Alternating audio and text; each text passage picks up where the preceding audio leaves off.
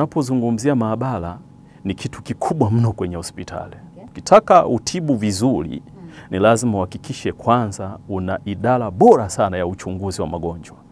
Ukishaweka vizuri kwenye uchunguzi wa magonjwa, huku kwingine kazi inakuwa rahisi sana kwa daktari kuhakikisha kwamba yeye ana uwezo wa kumtibu mgonjwa wake ama mteja wake katika hali ambayo ni safi kabisa.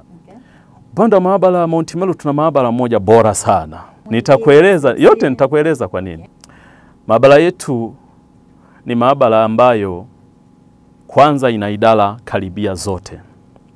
Maabara yetu ina idara mama kama maabara, lakini ndani ya maabara kuna idara unit ndogo ndogo ambazo zinafikia 13 sasa.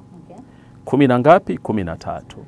Ambapo katika hizo 13 zimegawanywa sasa katika makundi mbalimbali kutokana na aina ya vipimo vinavyofanyika. Tuna vipimo vya hematolojia, ambapo hapo utakutana na vipimo vya kuangalia full blood picture, kugundua kama kuna changamoto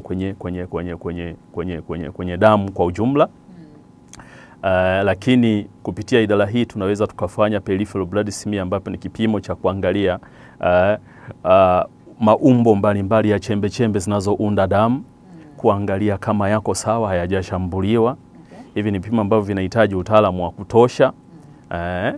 Lakini sambamba na hilo tuna idara ya blood transfusion na blood banking.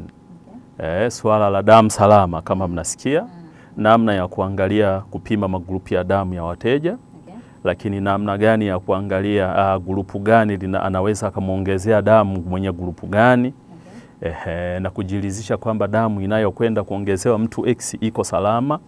Kwa hiyo ni idara ambayo inashughulikia hilo eneo na inafanya vizuri tu na inasaidia sana. Lakini tuna idara nyingine ya clinical chemistry ambayo inaangalia magonjwa ya figo na moyo, magonjwa ya ini, yote hayo tunayaangalia kwenye hiyo aspekti. Tuna idara ya immunology ambayo inaangalia kinga za mwili, ikiwemo wingi wa virusi vya ukimwi, wingi wa virusi vya homa ya ini, lakini kuangalia homoni mbalimbali na mambo mengine kede. Lakini tuna idara ya parasitology, ni idara kwa ajili ya kubaini wadudu wa kawaida hawa.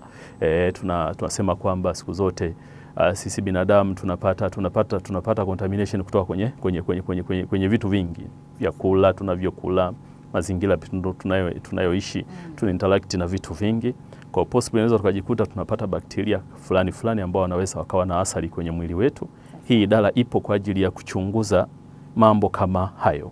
Tuna idara ya serology. Hii ni kwa ajili ya kuangalia magonjwa kama typhoid, brucella, rheumatoid factors kama tunasema rheumatism mnaita huku mtaani kwa Kiswahili chepesi, na kadha wa kadha. Lakini tuna idara inaitwa microbiology.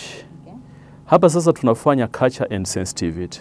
Unaposema culture and sensitivity ni science ya kitaalamu ambayo inahusisha kuchukua sampuli ya binadamu then inapandwa katika mazingira fulani kwa media tofauti, ambapo zile media zinaruhusu uotaji wa bakteria wote waliopo kwenye hiyo sampuli, na baadaye sasa kuwachukua hao bakteria na kuanza kuwawekea dawa mbalimbali zitakazotumika kwenye kutibu. Kwa baadaye sasa mtaalamu anakuja anaangalia, je, dawa gani imekuwa nzuri zaidi kwenye kuwaua zaidi. Hii ndio anampendekezea daktari. Ndicho nilikuwa nakisema mwanzo kwamba tuna maabara kazi yake nyingine ni kushauri daktari atumie nini kutibu nini. Lakini hapa katikati ilikuwa ni mwaka jana mwezi wa 11 tuliweza kuzindua maabara bora sana na ya kisasa inaitwa maabara ya pathology. Ni maabara kwa ajili ya kugundua saratani za aina zote ambazo anaweza akazipata mwanadamu yeyote.